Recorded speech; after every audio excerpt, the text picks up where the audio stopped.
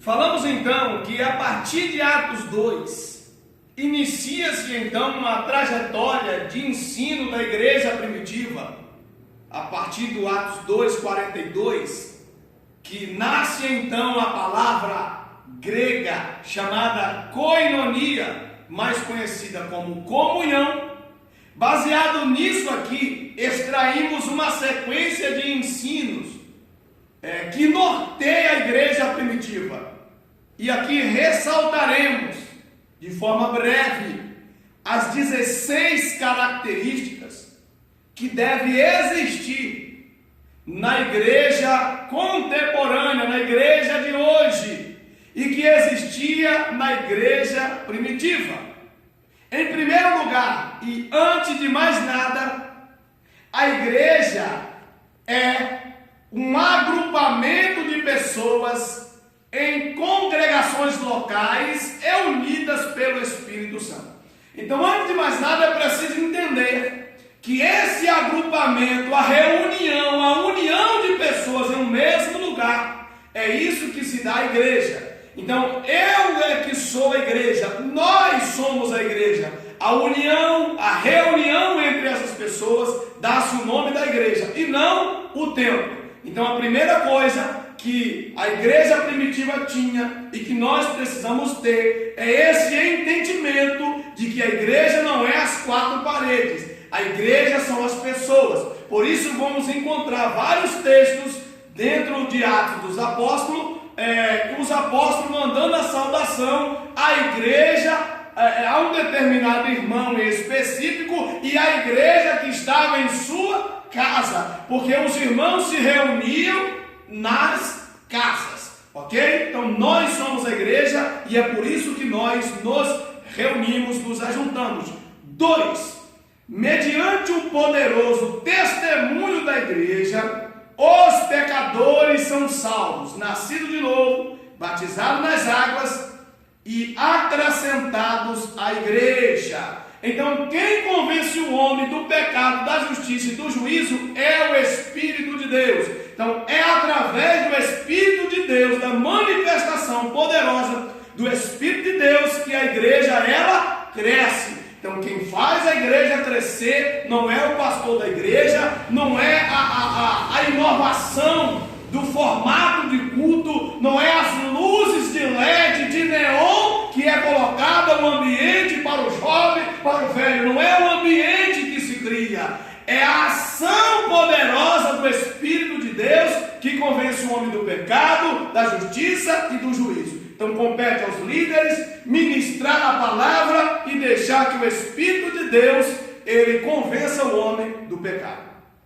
3. O batismo no Espírito Santo será pregado e concedido aos novos crentes. Atos capítulo 2, versículo 39.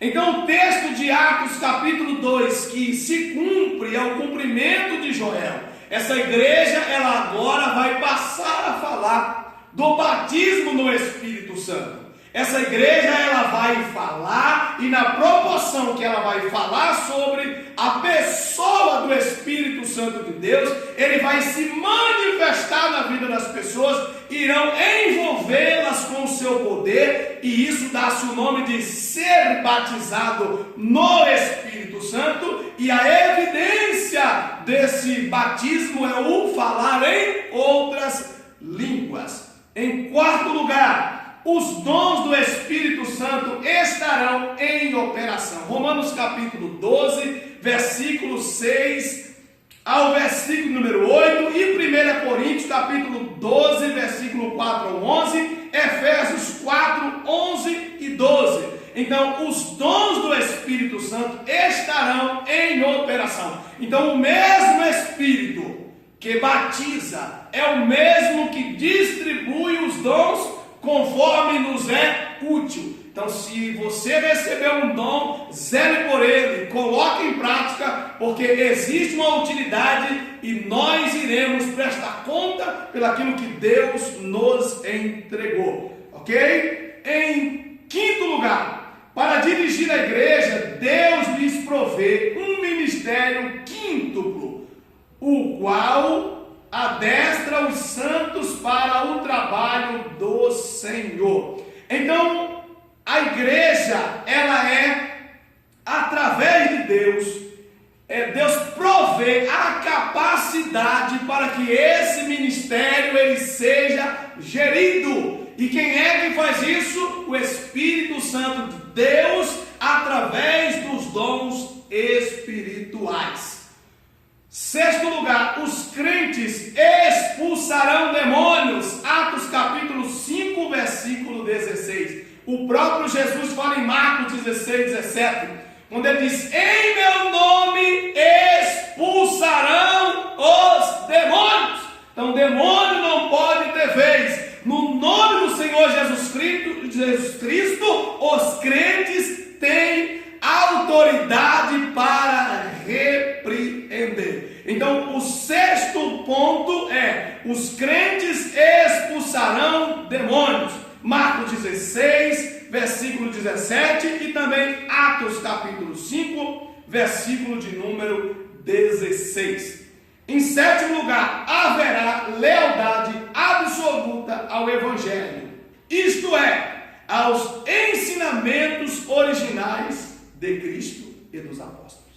Então observe que os ensinos que os apóstolos eles transmitiram foram exatamente os ensinos obtidos do período de 3 anos e meio aproximadamente que eles viveram com Cristo, ou aqueles que receberam o ensino daqueles que conviveram com Cristo.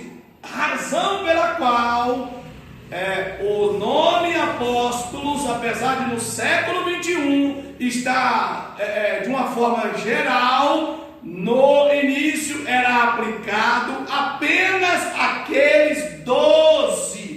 E surgiu o 13º apóstolo, que é o apóstolo Paulo, o qual nem ele mesmo se achava digno de ser chamado apóstolo, visto que perseguia a igreja de Deus. No entanto, ele diz: eu fui constituído apóstolo por Jesus Cristo. Então, o termo apóstolo sempre foi aplicado única e exclusivamente para aqueles que conviveram com Cristo. Também chamado pelos irmãos do primeiro século de colunas da igreja, aqueles que viveram com Cristo. Então, todos aqueles que querem viver o Evangelho, eles devem ser leal às Escrituras. Em oitavo lugar, no primeiro dia da semana, conforme Atos 20, versículo de número 7, a congregação local se reunirá para a adoração e a mútua edificação através da palavra de Deus. Aqui era algo que foi aplicado no período do primeiro século ali, em que existia um dia específico em que as igrejas se reuniam e lá eles levavam as suas ofertas, suas contribuições, para que de lá fosse repartido para enviar para as demais igrejas. De igual forma, no século 21, as igrejas se reúnem no tempo hábil que cada líder estipula para abrir, terça, quinta e domingo, segunda, quarta e sexta e domingo, enfim, seja qual dia for, mas estão sempre unidas e reunidas para adorar a Deus, bendizer o seu nome, colher dízimos e ofertas e fazer bom uso, conforme as escrituras, dessas contribuições. Em nono lugar, a igreja manterá a humildade, reverência e santo temor diante da presença de um Deus santo. Então a igreja, ela jamais poderá achar que ela é alguma coisa, se exaltar. Ela precisa se manter humilde, até porque a Bíblia diz que diante da honra vai a humildade. Lembrando que ser humilde não é ser relaxado, né? Não tem nada a ver uma coisa com a outra. Humildade é um estado de espírito e ausência de grandeza.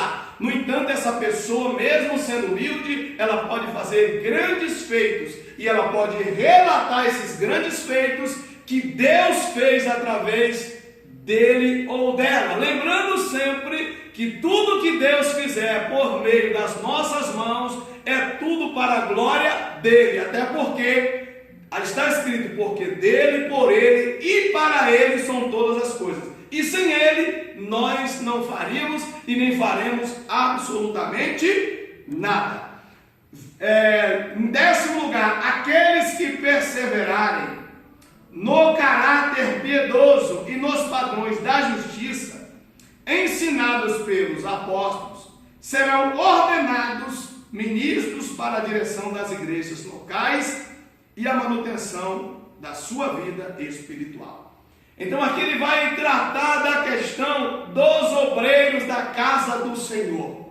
Vai exigir um padrão moral, ético, social. Essas pessoas, primeiro, elas, para estar aqui, para ensinar alguma coisa, elas primeiro precisam sentar, aprender, ser testadas, e se elas forem aprovadas, elas serão colocadas para ensinar.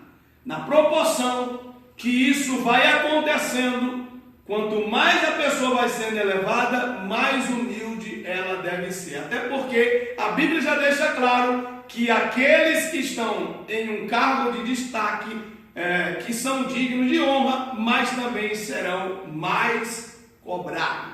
Tá certo? Mas primeiro essas pessoas precisam ser provadas, aprovadas e depois colocadas em evidência. Nunca o processo contrário, tá bom? 11º lugar, semelhantemente a igreja terá diáconos responsáveis para cuidarem dos negócios temporais e materiais da igreja. Então a igreja ela precisa, e aí Atos capítulo de número 6, se não falha a minha memória, ele vai dizer que é onde começa a instituição dos diáconos, e a Bíblia manda separar estes homens e diz que é para um importante negócio. Então a obra da diaconia na igreja é algo realmente extraordinário, um negócio de extrema importância. Portanto, a Bíblia diz que um padrão moral do diácono deve ser o mesmo padrão moral do presbítero, do evangelista e dos demais obreiros. Até porque antes de chegar ao presbitério, antes de chegar ao pastorado, antes de chegar a apóstolo, primeiro você se tornará um diácono. E ninguém recebe, ou pelo menos não deveria receber um título para ser. Ele só recebe o título depois que ele se torna. Ou alguém recebe o diploma do ensino médio antes de cursar o ensino médio. Então primeiro você cursa o ensino fundamental, aí depois cursa o ensino médio. Quando você passou em todos os testes, aí quando te dão o diploma, é porque você foi aprovado. Assim deve ser também na vida ministerial. 12º lugar, haverá amor e comunhão no Espírito, evidente entre os membros. Atos capítulo 2, versículos 42 e 44 até o 46. O texto está afirmando que haverá amor e comunhão no Espírito. Bom, se é no Espírito, ele está dizendo que quem proporciona esse amor e essa comunhão, esse desejo de estar e de trabalhar junto, é o Espírito de Deus. Razão pela qual eu preciso querer ser batizado, razão pela qual eu preciso ter certeza que eu fui selado, razão pela qual eu preciso desejar ser orientado pelo Espírito de Deus. Porque sempre que eu fizer algo que está contrário às Escrituras, o Espírito de Deus vai dizer assim, não está correto. Se eu ofendi o meu irmão, ele vai dizer, vai lá e pede perdão para ele. Olha, muda o seu comportamento, não se agradei, você me entristeceu, você está entristecendo o Pai. É por isso que tudo será feito por intermédio do Espírito Santo. Então haverá sim amor e comunhão. Não tem como existir amor sem haver comunhão. Não tem como ter comunhão sem ter amor. E não tem como ver a evidência da comunhão e do amor sem a presença do Espírito Santo de Deus. Porque se faltar o Espírito Santo, vai faltar todo o resto. Porque apesar da Bíblia dizer que toda criatura de Deus ela é boa, o homem sem Deus ele não vale uma moeda furada. 13º lugar, a igreja será uma igreja de oração e jejum. Atos capítulo 1, versículo 14. A Bíblia vai dizer que eles se reuniam, eles estavam juntos na oração, na comunhão, no partindo do pão, nos jejuns, expulsando o demônio, enfim, não estava reunido somente para comer, não, o crente gosta de comer, e comer é bom, mas ele tem que estar junto em tudo. Vamos quebrar pedra, mas depois tem um almoço, tem um suquinho, tem um pãozinho, tem. Então, mas vamos quebrar pedra primeiro, né, pessoal? Então, tem que estar juntos e estar unido em tudo. Então, a igreja, ela será uma igreja completa, uma igreja que vive de jejum e de oração, que aí é onde está a base da igreja. Uma igreja que ora, uma igreja que jejuma, é uma igreja poderosa, uma igreja que tem comunhão, uma igreja que ama, e assim sucessivamente. 14º lugar, os crentes se separarão dos conceitos materialistas prevalecentes do mundo. Então, o que é um conceito materialista prevalecente do mundo? Para o mundo, eles dizem assim, você vale o que você tem. Até falando, se você tem uma jumenta, você vale uma jumenta. Se você tem uma Brasília, você vale uma Brasília. Se você tem um Fusca, você vale um Fusca. Se você tiver um Camaro, você vai valer um Camaro. Você não tem nada, então você não vale nada. Isso dentro de um conceito mundano, um conceito secular. Mas para Deus, como disse o amado Filho, você tem um valor, porque o Espírito Santo se move em você. Aleluia, glória a Deus. Para Deus, você tem tanto valor que Ele fez questão de pegar a pessoa que Ele tem mais ciúme, que Ele tem mais carinho, que é a terceira pessoa da Trindade, que a Bíblia diz que se alguém falar mal do Espírito Santo não terá perdão. Ele valoriza tanto isso, e Ele pegou esse Espírito Santo e colocou para morar dentro de mim e dentro de você. Isso mostra o quanto Deus nos valoriza. Então somos morada do Espírito Santo. E é exatamente por isso que o Satanás, ele tem fúria da raça humana, porque Deus deseja morar dentro do ser humano. A Bíblia, o próprio Cristo diz assim, que se alguém dá ouvidos a Deus, ele vem junto com Deus e vai morar dentro dessa pessoa. Nós viremos a Ele e faremos nele morada. Olha que coisa linda! Deus morando dentro do crente. Isso quando a gente obedece a sua palavra. E essa é a razão porque o adversário tem tanta fúria. Então, temos que desvincular o conceito mundano de finança, de que para eles nós valemos o que nós temos, mas para Deus nós valemos o que somos. Então Deus, ele vai valorizar princípios, caráter, personalidade, quem você de fato é. Se errou, assuma o seu erro, peça perdão, porque para alguns aí, quando você erra, acabou. Para Deus, ele diz, aquele que confessa e deixa, alcança misericórdia. Deus está mais preocupado na minha ação após eu cometer o erro do que o próprio erro em si. Porque o erro já aconteceu, muitas vezes não tem mais o que se fazer e as consequências eu vou levar muitas vezes para o resto da vida. Mas Deus quer saber o que é que eu vou fazer após eu descobrir que eu errei. Eu vou permanecer no erro ou eu vou confessar, abandonar e não praticar mais. Tá certo? 15º lugar. Haverá, meu Deus, sofrimento e aflição por causa do mundo dos seus costumes. Atos 4, do versículo 1 ao versículo de número 13. O versículo de número 3, melhor dizendo. Porque haverá sofrimento e aflições. O próprio Cristo disse, no mundo tereis aflições. Apesar de no século 21, o evangelho que prevalece é o evangelho que você nasceu para vencer. Você é um vencedor. Você já é um vencedor, isso é fato. Isso não precisa de ninguém ficar repetindo. Se você olhar o conceito de conceber um ser humano, o fato de você ter nascido, só você, já foi um milagre, você já é um vencedor. Mas que você nasceu para vencer nos moldes que o mundo apresenta, que você é um vencedor, que você só vai ter vitória e você nunca vai ter derrota, isso não tem amparo nas Escrituras. Pelo contrário, o fato de você decidir ser um cristão e querer viver dentro da moralidade, você viver de acordo com as Escrituras, só essa atitude já vai te gerar aflição. Por quê? Porque o justo ele se aflige pelo fato de viver no meio dos injustos. A Bíblia diz que Ló, ele vivia na portaria de Sodoma e a alma dele era afligida todos os dias. Por quê? Porque as pessoas viviam em erros sucessivos e ele não podia fazer absolutamente nada. Então isso já é uma aflição. Para o mundo lá fora, enganar é normal, trapacear é normal. Para o justo, isso é inconcebível. Imagina que você está num lugar em que você trabalha junto com alguém que para ele é normal trapacear e para você não. Você será afligido constantemente, porque ele vai ter vantagens sobre você.